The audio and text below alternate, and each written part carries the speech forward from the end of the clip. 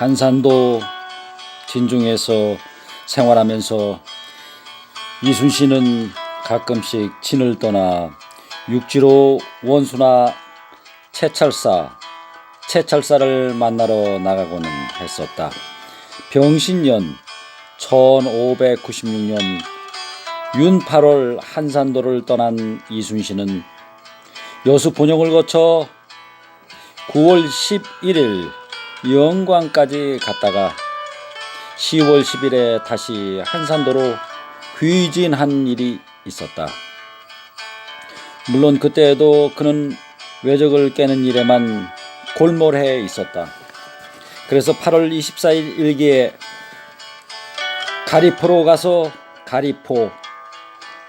가서 남쪽 망대 즉 남방산으로 올라가니 좌우에 적들이 다니는 길과 여러 섬을 역력히 헤아릴 수 있었다.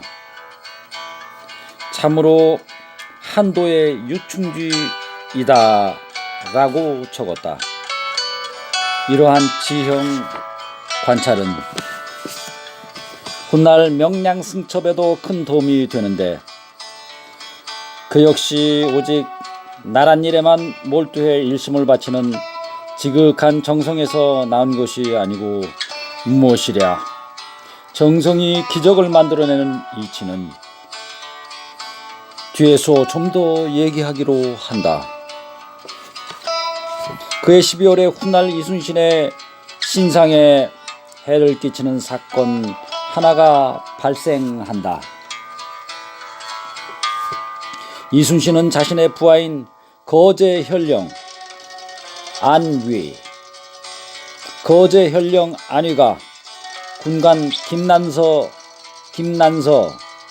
등과 함께 12월 12일 밤 부산 외영에 기습 공격을 가하여 적의 가옥 천여호와 외선 20여 척 등을 불태웠다는 보고를 받고 조정에 그대로 장계를 올렸다. 그런데 부산 외영을 불태운 일은 이원익 채철사가 오로지 군관 정희현에게 명해 도만 1이라는 2조 좌랑 김신국의 장계가 정유년 1597년 1월 2일에 또 도착한 것이었다. 어느 쪽 말이 맞는지는 잘 알기 어려우나 김신국의 장계보다 하루 앞서 이순신의 장계가 도착한 점이나 이원익과 이순신이 서로 존경하면서 깊은 신뢰를 갖고 있어 부당하게 경쟁할 관계가 아니었던 점 등으로 미루어 보아 적어도 이순신이 남의 공을 가로채고자 부하의 승전 보고만 믿고 성급하게 장계를 올렸을 것으로는 보이지 않는다.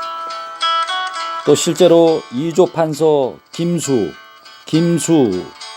김수는 선조 앞에서 그 실상을 잘 알 수 없다고 했었다. 그러나 선조는 이원익의 부하들이 부산 외영을 불태웠으며 이순신이 거짓 장계를 올려 조정을 속였다고 확신했다. 이 때문에 이순신은 한 달 후에 조정을 속인 죄목이 더해져 체포되는 불운을 겪었다. 이처럼 이순신은 한산도 생활 중에 괴로운 일이 많았다. 그 중에서 특히 원균과 불화로 적지 않게 시달렸다. 이순신은 원균이 전쟁 초기에 적과 싸우지 않고 경상우수군을 자손해 버린 것을 아주 못마땅하게 여겼다.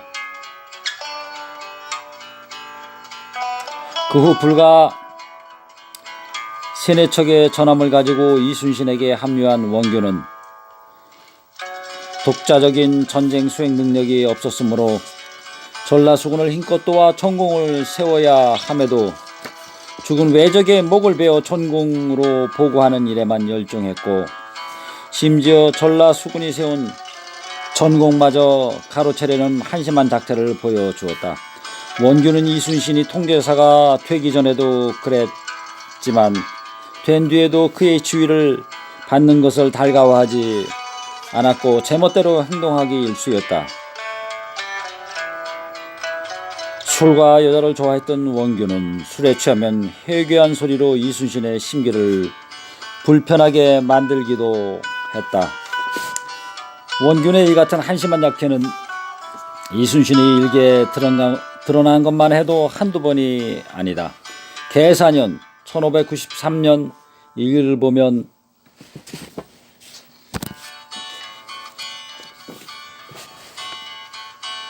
원균의 온갖 비리가 사흘들이로 기록되어 있다.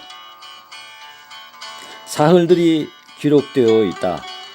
특히 가보년 1594년 3월에 삼도수군이 웅포와 안골포 등지에 외적선 31척을 깨었을 때 원균이 조정에다 오직 경상우수군이 그 배들을 모두 불태운 것처럼 공문을 보내 이순신을 비롯한 온 진중의 장수와 군사들이 모두 그를 괘씸하게 여겼다. 차마 동료 장수로서는 할 수 없는 일이었고 모렴치한 처신이었다. 게다가 원균은 조정 대신들과 손을 잡고 자신이 보고한 목벤 정과를 내세워 이순신을 삼도 수군 통제사로 승진시킨 일에 집요하게 불만을 나타내고 모함까지 서슴지 않았다. 그러나 이순신은 자기보다 먼저 벼슬길에 오른 원균의 심정을 이해했기 때문에 그를 처음부터 경멸했던 것은 아니다.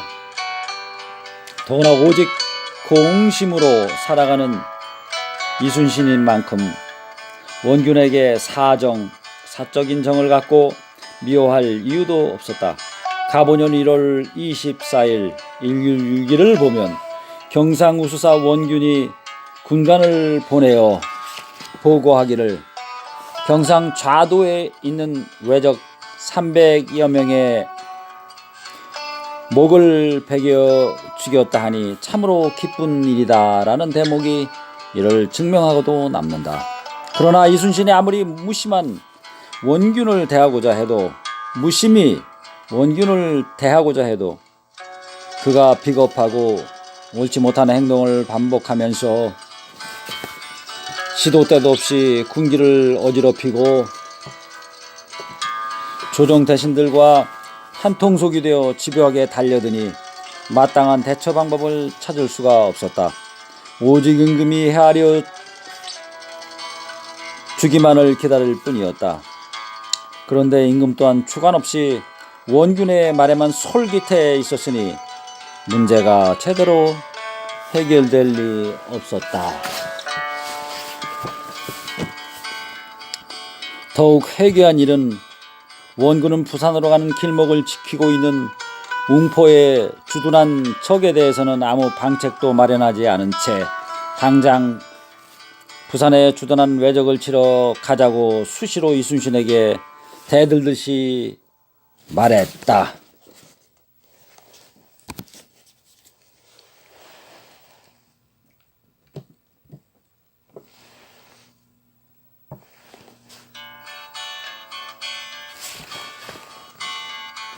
조정에는 이순신은 싸움을 피하려고 하지만 자신은 잘할 수 있다며 큰 소리를 쳤다는 것이다. 그런 만용은 견례랑 고수 전략을 갖고 있는 이순신을 비겁한 장수로 모함하여 함정에 빠뜨리려는 수단으로밖에 보이지 않는데 원균의 이런 요구는 이순신에게는 언제든 함정이 될 수 있었다. 원균이 조정 중신이나 심지어 내관까지 뇌물로 매수해 놓았기 때문에 이순신이 자신의 요구를 받아들이지 않으면 언제든지 조정의 뜻을 거역하는 것으로 몰아갈 수 있었다. 이순신도 원균과 조정의 더러운 연결고리를 알고 있었기에 일기에 여러 차례 원균의 작태에 대해 통탄해 마지 않았던 것이다. 그리하여 조정에서는 원균의 말만 듣고 이순신이 당장 나가 싸우지 않음을 허물로 쳤기에 이순신은 갑오년 9월 3일 일기에 그때의 사정을 이같이 적고 있다.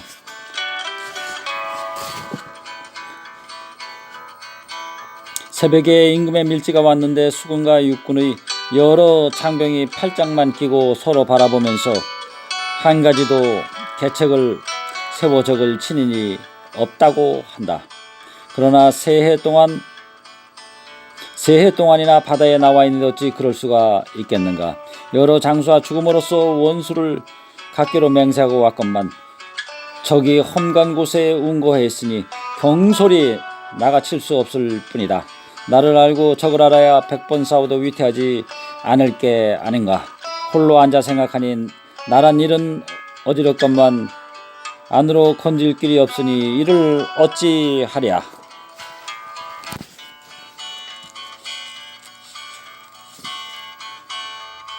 어쨌거나 이순신은 지휘체계가 흔들리는 상태로는 삼도수군을 제대로 통솔할 수가 없었다. 지휘체계가 확립되지 않고는 대적과 싸워 이길 수가 없었기 때문이다. 그는 결국 나라의 큰일을 그칠 수 없어 부득이 자신의 사임을 알렸다.